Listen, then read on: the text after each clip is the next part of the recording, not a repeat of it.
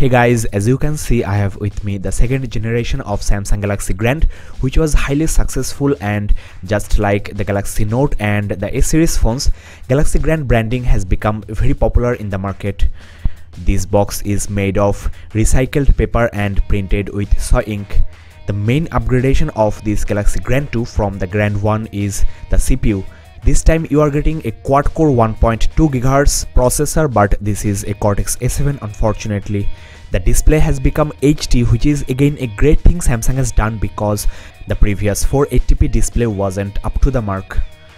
The price on the box is 24,890, but you can get this at around 22,000 rupees. That is 360 USD, which is again I'll say good launching price from a brand like Samsung. Now let's dig into the box and check what are the things inside. Well, here you go, the new Samsung Galaxy Grand 2, and the design, as you can see, is just similar to the previous Galaxy Grand or any other Samsung phone, though the finish at the front and the back has become slightly different, mimicking Galaxy Note 3. There is a leather-like mesh at the back, and there is also a fake stitching at the edges. This makes this look like a notebook. I'll give you a walkthrough of this smartphone later on in this review. Let's check what are the things inside the box. The first thing you get is a user manual, again made of recycled paper, and these are different type of earbuds with different sizes. This is just the micro USB data cable, and the next thing you are getting is the headset. Well, this is a premium Samsung headset, and I have tried this model on a lot of other devices, and this is a very good quality headset. You will get good amount of bass and clarity. This is the typical Samsung adapter, and there is a USB port on the side of this adapter, which I don't like because this takes a lot of space on the switchboard. The last thing you have inside the box is the battery. This battery is of 2600 mAh, which should be good for a device with this spec. Samsung Galaxy S4's battery has got the same amount of juice. That's all in the unboxing. Let's now concentrate on the handset. The front look of this phone is almost similar to Galaxy Note 2, and the display size is also very close. And if you ask me whether this is a very large display to use, I'll say this is obviously large but still usable with one hand. I have used this Note 2 for like 6 months, and I have got used to this large display. These two phones have got a lot of similarities in the specs, and I'm going to make a head-to-head comparison in between these two phones, so make sure you subscribe and keep in touch with this channel. Now guys, let me give you a quick walkthrough of the exterior design, and next I'll show you the software. The display is a 5.25 inches TFT display with HD, that is 1280 by 720 pixels resolution at 280 ppi, which is more than enough for human eye and much better than the 187 ppi of the previous Galaxy Grand. At the top of the screen you are getting the typical earpiece along with both proximity and ambient light sensors. The front camera is of 1.9 megapixels resolution. At the bottom there is a push button home key. This is the back, and this is the menu capacitive key. The rear camera of this phone is of 8 megapixels resolution, which is same as the Grand, and you are getting the LED flash over here. And this is the loudspeaker. The power key is on the left side and the volume rocker is on the right. Accessing these keys with one hand is not an issue. I am getting good control and I can barely reach all the parts of the display. But if I adjust the handling, I can use this phone with one hand. The headphone port is at the top as usual, and at the bottom you are getting the micro USB 2.0 port for charging as well as for data syncing. This is the microphone hole. There is a shiny silver bezel running around the edges of the phone, which is also made of plastic. There are 3 colors available: black, white and pink. Another very important feature of this phone is this is a dual SIM phone with smart dual SIM function, that is you will get calls from the SIM 2 even when you are busy on the SIM 1. These are the SIM card slots and none of these are hot swappable.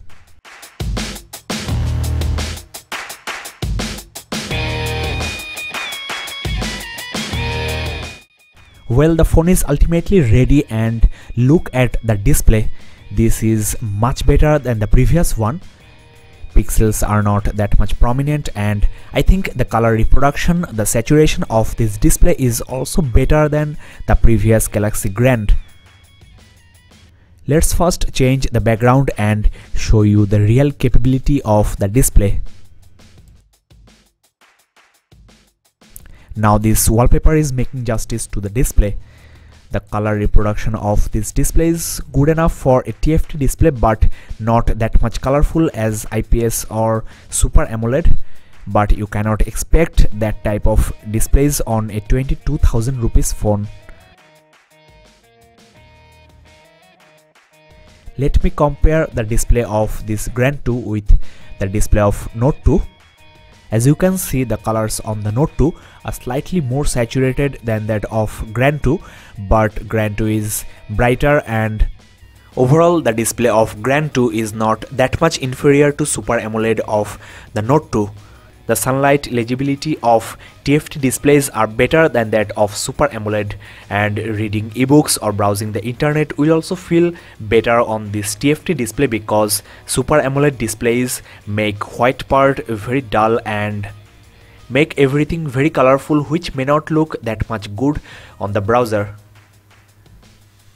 There is a slight lag on the interface, but that is quite common for Samsung phones because the TouchWiz user interface is very feature rich and there are lots of options, lots of settings you can check on this interface that always make the interface slightly laggy compared to the Nexus series phones, iPhones and any feature phone.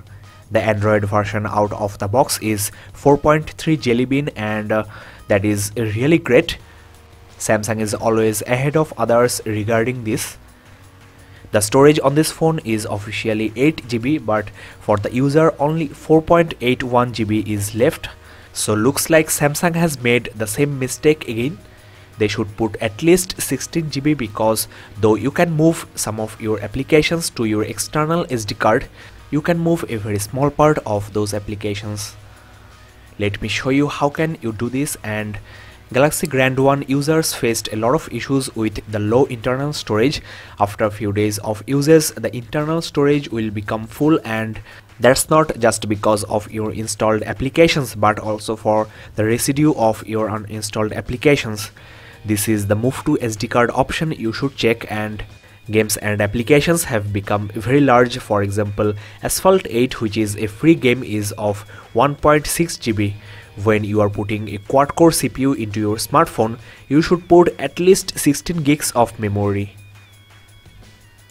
Next important thing is the RAM, which is of 1.5 GB officially, and it's really great to see 824 MB is free for the user, and the settings is eating up around 67 MB of the free RAM. Now let's check what are the preloaded applications. Almost all of these are typical Samsung and Google apps. There are few folders at the bottom. You are getting Flipboard, Dropbox and TripAdvisor services from Samsung. This phone also features My Magazine, first featured on the Note 3. There are some Google apps here, and you must be familiar with all of these applications here. Well guys, let me now give you a quick walkthrough of the interface. Let's get started with the notification window, and as usual there are a few toggle switches here and you can guess the features of the smartphone from here. For example, this phone has got Smart Stay feature, that is the display won't turn off as long as you are looking at it, and this is very handy while reading ebooks and also in the browser. There is a very handy hands-free mode which is mainly for driving, but you can use it indoor. In this mode, the phone will read out the caller information and also your messaging, alarm and schedule info, so you don't have to reach out for the phone every time you get unnecessary messages, calls, and I personally use this feature a lot. On this Galaxy Grand 2, you can manage the auto brightness, that is, you can put a threshold to the maximum and the minimum brightness of the display. This is such a nice and subtle feature of the interface. You can find a lot more if you use this phone for a while. This type of features make this interface different from others. It may look simple but very smart. The dialer is very spacious, large, and there is a video calling option as well. As this is a dual SIM phone, you will get the SIM selection option when you dial a number. Next, I want to check the keyboard. Typing on a 5.25 inches display with one hand may not feel that much convenient, but you can type with two hands and now the typing feels just the perfect.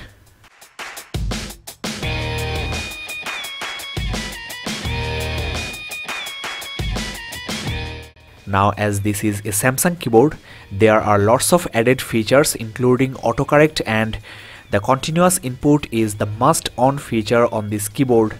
With this feature on, you can probably use only one hand and your writing speed will also become much faster.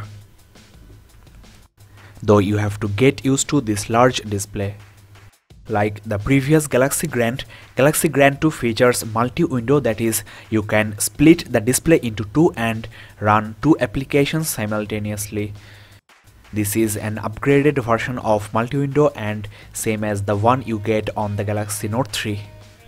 You can resize these windows, you can interchange, and also you can launch multiple applications on a single window. You can interchange information in between these two screens as well. I'll show you these tricks in the in-depth review, so make sure you subscribe and keep in touch. One thing I should mention here, there is lag all over the user interface, and this is maybe because I'm using Galaxy Note 3 and S4 for a while. If you are using this phone for the first time, then you may not notice. This is the lock screen and I have edited the infos here. You can put owner info and emergency contact number here, especially if you have put a password into your phone. There is a nice glare effect borrowed from S4. As this is a Jelly Bean device, you can put widgets into your lock screen. These are the widgets available and you have to actually turn on this feature from the settings. You can put multiple widgets and some of these are live, that is, you can get live info from the internet along with your notifications of SMS, missed calls, etc. Now if you swipe left the main lock screen, you can get your favorite applications. You can edit this list as well. So from the lock screen you can access the phone starting from the messages, missed calls, music, and these applications. You can also get camera with this swipe. There is an option for that in the settings, which I'll show you in the in-depth review. There are some quick launch applications here which can be launched with a swipe. Next, let me show you the music player and let's try the loudspeaker first.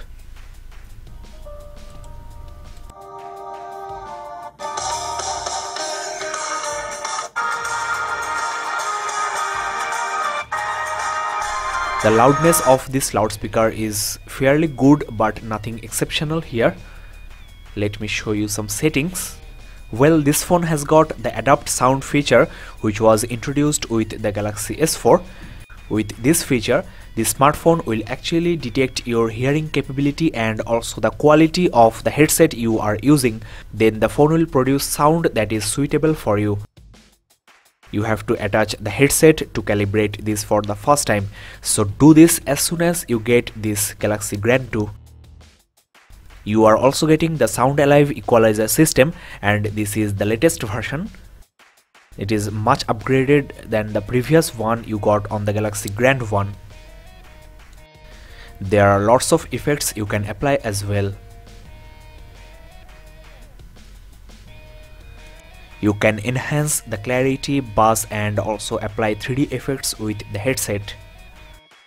There are some cool motion and gesture features on this smartphone. For example, you can just swipe your hand on the screen to take a screenshot and you can also edit it from here. Here on the music player, you can flip the phone to pause the music, and this thing applies on the video player, on the ringtone, that is incoming calls as well. If you triple tap on the screen and hold, you can magnify the screen, and you can also triple tap and leave to keep this magnified view, and you can use 2 fingers to pan. You have to enable this feature from the accessibility settings. Let's have a quick look at the camera. The interface looks latest, that is the same as Galaxy Note 3 and S4. The autofocusing time is quite good, and well, there is a considerable shutter lag, that is this phone is taking some time to take the pictures, though the focus has been set. You can apply some effects from here, and there is no live preview like Galaxy Note 3. These type of compromisations have been done because the spec of this phone may not be that much powerful to handle this type of features.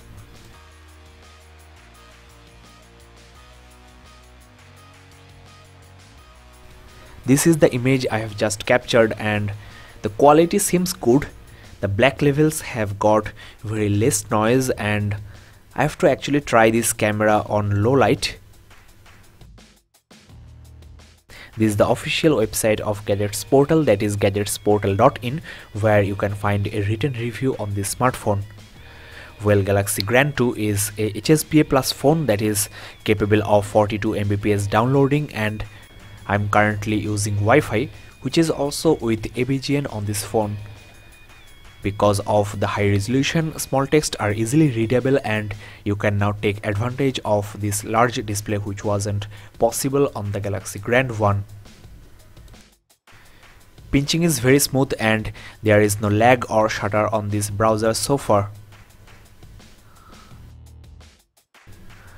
Well, overall this Galaxy Grand 2 is an excellent mid-range phone packed with a lot of software tweaks, and the best thing on this phone is the display, which is much better than that of the previous one. For the price, the specifications of this phone seem fair. The Cortex A7 processor is the only bottleneck on this phone, I guess. The design of this phone is quite good as usual, but this design is old and Samsung should really come out with something new. Otherwise, people can't really say which phone you are actually using. The design is actually not bad, and if you are getting this phone and haven't used any Samsung phone yet, then you will find this look quite pleasing. My first impression of this phone is so far great, though I have to use this phone for a while to comment on the performance and the quality of the software and the hardware. The in-depth review is coming soon, and you can check the channel whether the in-depth review is already uploaded or not. You can check my website gadgetsportal.in for the written review, and connect with me on Facebook at facebook.com/gadgetsportal. I have also another channel for Android games and applications called Gadgets Portal Play, which you can find at youtube.com/gadgetsportalplay. So thanks for watching guys, subscribe and keep in touch.